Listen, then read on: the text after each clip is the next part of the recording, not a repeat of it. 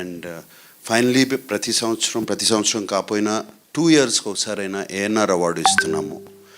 And ఈ సంవత్సరం ANR award Chiranjeevi గారికి ఇద్దామని డిసైడ్ అయ్యాం.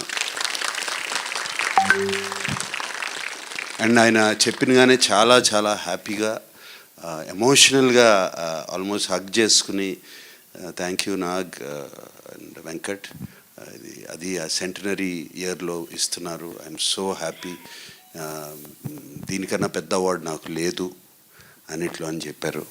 అండ్ అది ఇస్తాకి నేను అమితాబ్ బచ్చన్ గారిని అడిగినగానే ఆయన కూడా వచ్చి ఆ అవార్డు చిరంజీవి గారికి October 28th చేస్తున్నాం ఈ ఫంక్షన్ ఇస్తున్నారు. So we are very happy to announce that.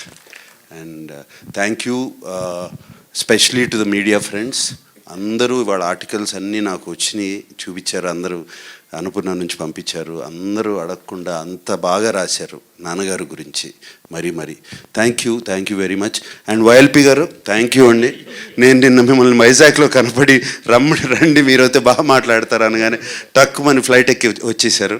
And ఆయన ఇందాక చెప్పారు, అలాగే వైఎల్పి గారు నాన్నగారి గురించి ఒక హిందీలో బుక్ రాశారు, అదేంటంటే పేరు మహాన్ అభినేత అక్కినేని కా విరాట్ వ్యక్తిత్వం అని రాశారు. నేను చూశాను, అద్భుతంగా ఉంది బుక్. సో అది త్వరలో ఆయన రిలీజ్ చేయించుతున్నారు.